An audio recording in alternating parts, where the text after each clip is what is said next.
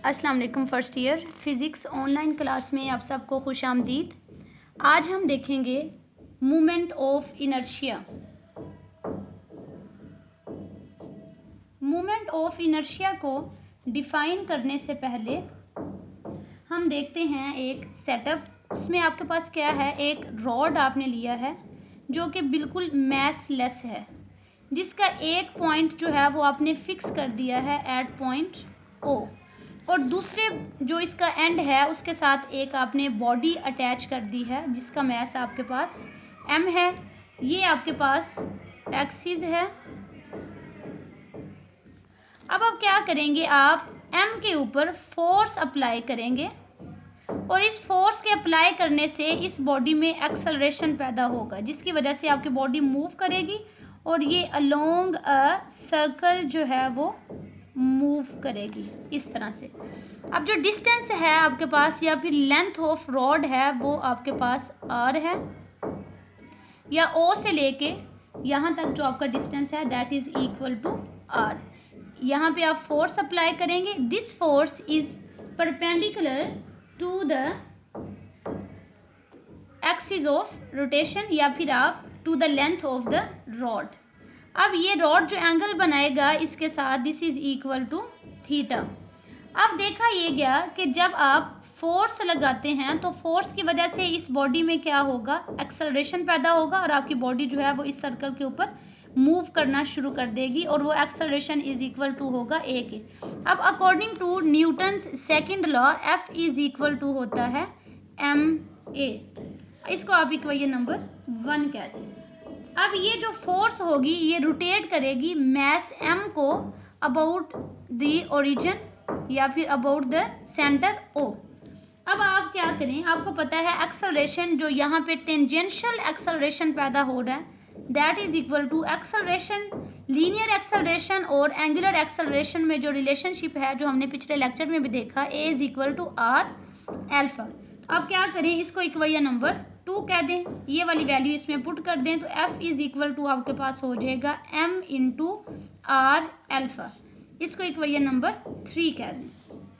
अब आप दोनों तरफ क्या करें, r से मल्टीप्लाई कर दें, multiplying both sides by r, तो यहाँ पे हो जाएगा F R is equal to M R, एक पहले था एक और मल्टीप्लाई हो जाएगा M R square into alpha. तो अब आपके पास एफ आर किसके इक्वल होता है, आपने पढ़ा हुआ है torque is basically cross product of R and F. अब इनकी अगर हम मैग्नीट्यूड फॉर्म लिखते हैं तो टॉर्क इज इक्वल टू है आर इंटू एफ, तो इसका मतलब है या फिर एफ इंटू आर, तो ये हमारे पास इसको हम R into F is equal to M R square into alpha लिख देंगे।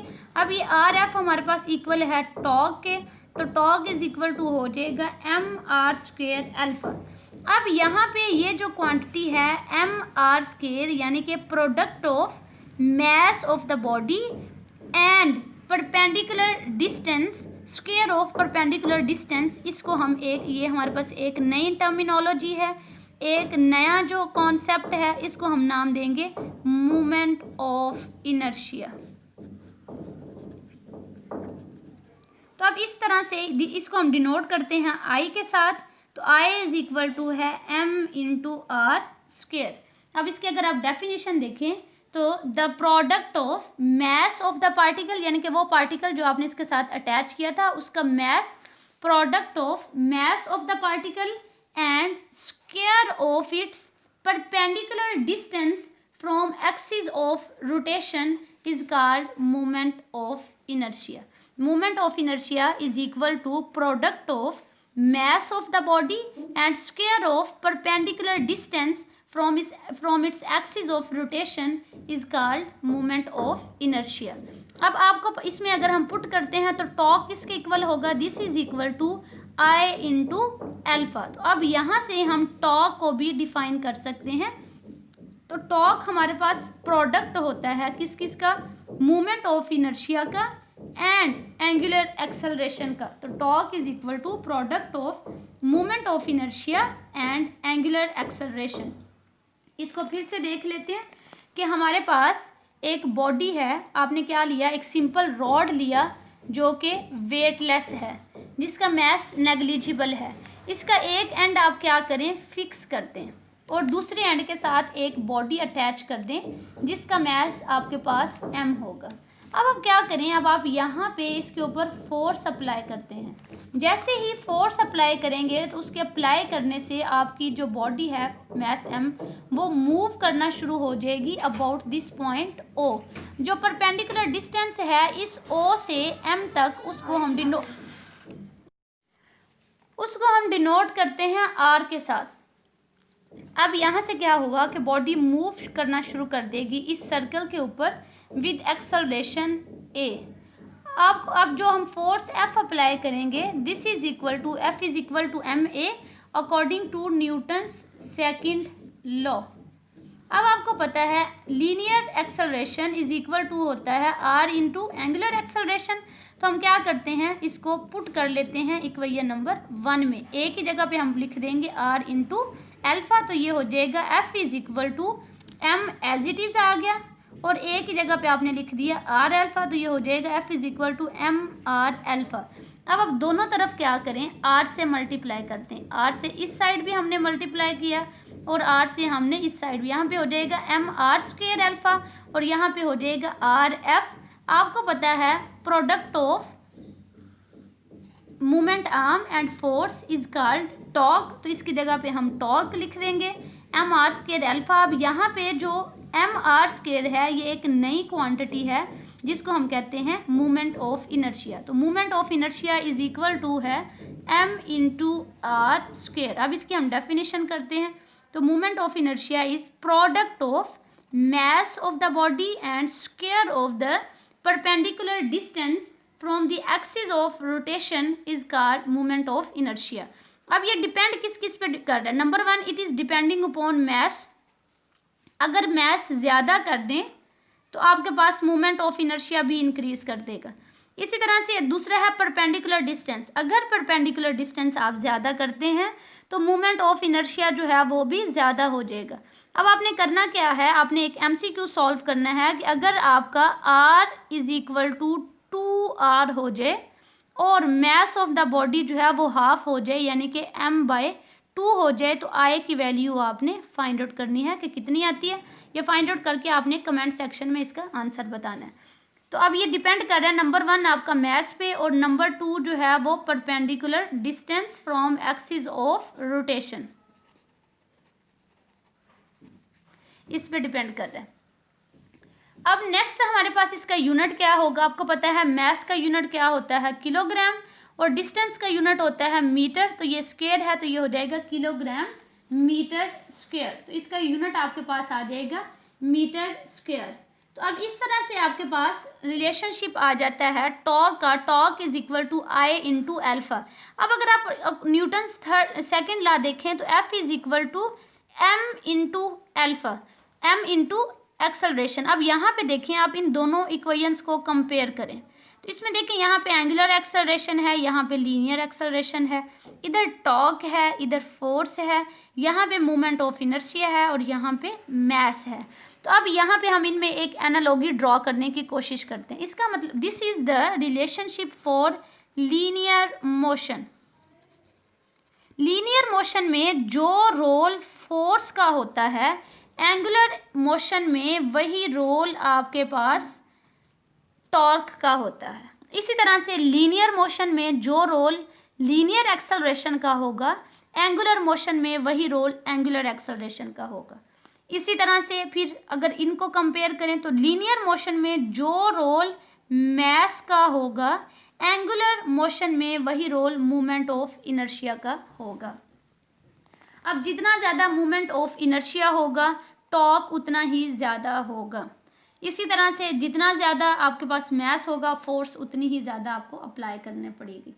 अब इसका यूनिट हमने देख लिया, that is kilogram metre square, और आपके पास इसकी डायमेंशन लिख लें।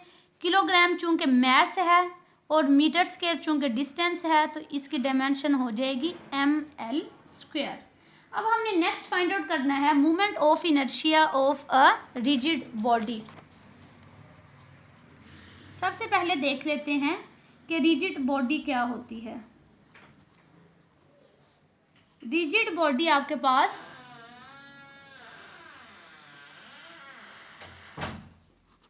एक ऐसी बॉडी होती है जो बहुत सारे नंबर ऑफ पार्टिकल्स से मिलके बनती है। ऐसी बॉडी जिसमें नंबर ऑफ पार्टिकल्स बहुत ज़्यादा हों या जो बहुत ज़्यादा नंबर ऑफ पार्टिकल्स से मिलके बने, यानी कि इसका मतलब ये हुआ कि पार्टिकल्स उसमें बहुत ज़्यादा क्लोजली पैक्ड होते हैं, यानी कि अगर आप कोई एक्सटर्नल फोर्स अप्लाई करेंगे तो इस बॉडी पे कोई इफेक्ट नहीं होता। जैसे कि आप ईंट की एग्जांपल ले लें, तो उसमें नंबर ऑफ पार्टिकल्स बहुत ज़्यादा होते हैं, अगर आप ईंट के ऊपर उसको प्रेस भी करते हैं तो ईंट जो है वो कंप्रेस नहीं होगी, उसके ऊपर एक्सटर्नल फोर्स का कोई इफेक्ट नहीं होगा। तो रिजिड बॉडी एक ऐसी बॉडी होती है जो कि बहुत ज़्यादा नंबर ऑफ पार्टिकल से मिलकर बनी होती है और जिसके ऊपर एक्सटर्नल फोर्स का ज़्यादा इफेक्ट नहीं होता या फिर बिल्कुल इफेक्ट नहीं होता। अब हमने फाइंड आउट करना है movement of inertia of a rigid body. अगर सिंपल एक बॉडी हो तो उसका मूवमेंट ऑफ इनर्शिया होता है mr², यानी कि अगर सिंपल आपके पास एक बॉडी है जिसका मास m है, लेकिन रिजिड जो आपके पास रिजिड बॉडी है, क्योंकि आपको पता है रिजिड बॉडी में नंबर ऑफ पार्टिकल्स बहुत ज़्यादा होते हैं और हर पार्टिकल का अलग अलग जो है वो आपके पास मास होगा। सपोज कर लेते हैं कि ये हमारा एक्सिस ऑफ रोटेशन है, यहाँ से इसका जो आपके पास बॉडी है, this is m1, this is m2, this is m3, this is m5, this is m4 and so on, this is mn।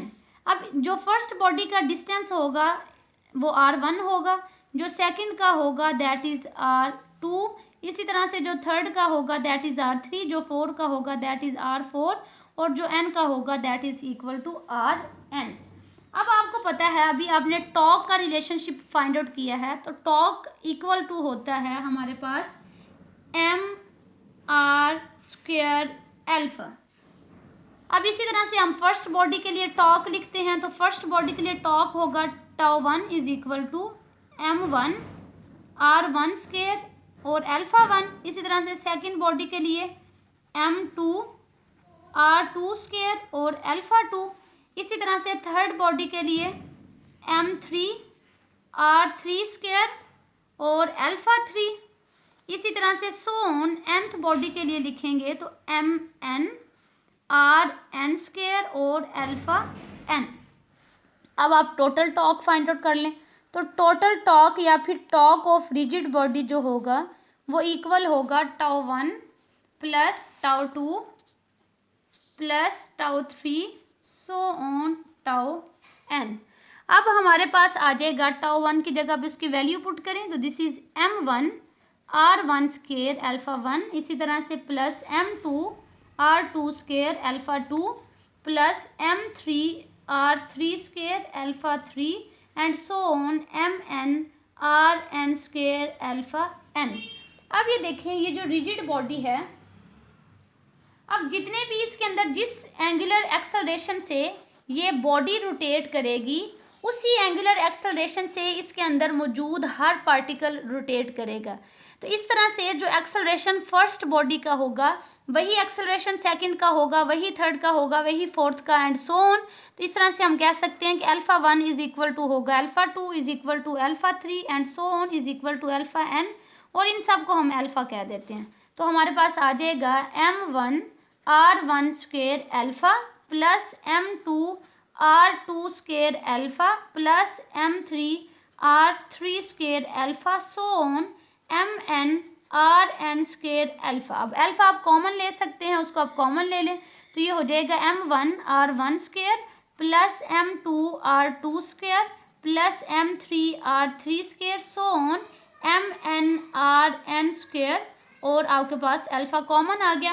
अब आपको पता है यहाँ पे इसको अगर हम समेशन की फॉर्म में लिखें तो ये हमारे पास समेशन शुरू कहाँ से हो रहा है, इंडेक्स अगर आप नया इंट्रोड्यूस करा दें, हम सपोज कर लें आई इंट्रोड्यूस करा रहे हैं तो mi r(i²) और आई शुरू कहाँ से हो रहा है 1 से और ख़त्म कहाँ पे हो रहा है n तक और इनटू अल्फा। तो अब इस तरह से हमारे पास total torque is equal to आ जाएगा आई इंटू अल्फा। तो ये जो movement of inertia of rigid body होगा this is equal to summation I is equal to 1 से n mi r(i²). तो this is value of moment of inertia of a rigid body. इसको हम एक दफ़ा फिर से रिवाइज कर लेते हैं।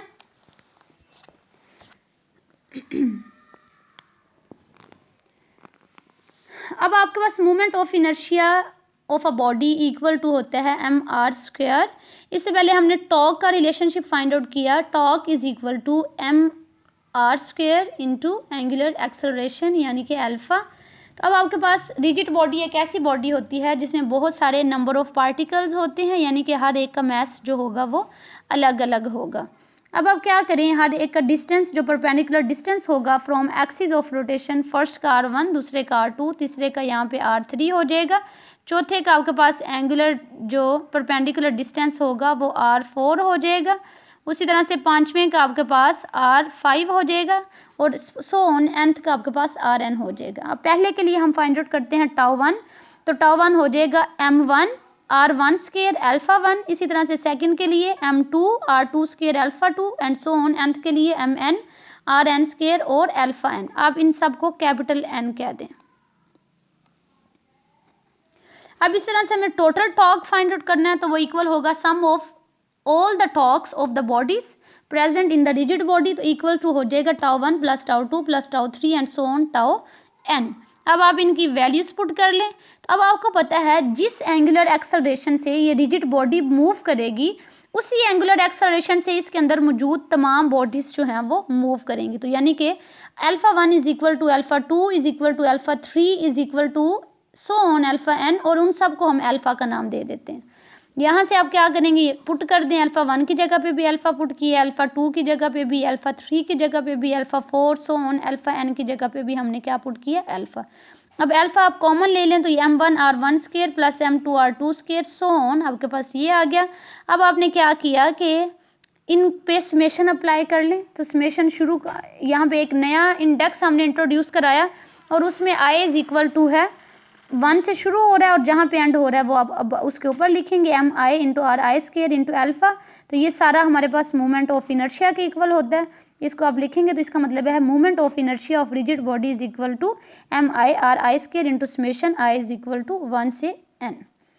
इसके अलावा आपको कोई कन्फ्यूजन हो तो आप लोग पूछ सकते हैं। अब आपके पास 2 MCQs हैं जो आपने सॉल्व करके कमेंट सेक्शन में उसका आंसर करना है। अगर आपके पास बॉडी का मोमेंट ऑफ इनर्शिया इंक्रीज कर दिया जाए, यानी कि अगर एक बॉडी है उसका मोमेंट ऑफ इनर्शिया आपने डबल कर दिया, तो आपने बताना है और साथ में आपने उसका जो एंगुलर एक्सेलरेशन है वो हाफ कर दिया। आपने बताना है कि टॉर्क के ऊपर इसका क्या इफ़ेक्ट आएगा। नंबर 1 आप ये MCQ करेंगे। नंबर 2 आपने इसमें बताना है कि आपके पास जो रिलेशनशिप है between torque end moment of inertia वो क्या है। इसके अलावा थर्ड जो आप बताएंगे वो ये है कि जो आपके पास Newton second law of motion,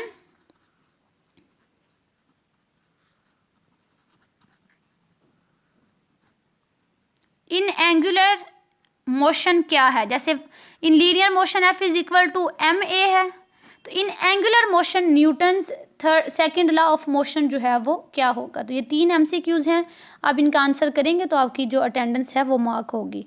wish you good luck, hope so आप लोग इसको अच्छे तरीके से इंशाल्लाह कर लेंगे। अल्लाह हाफिज़।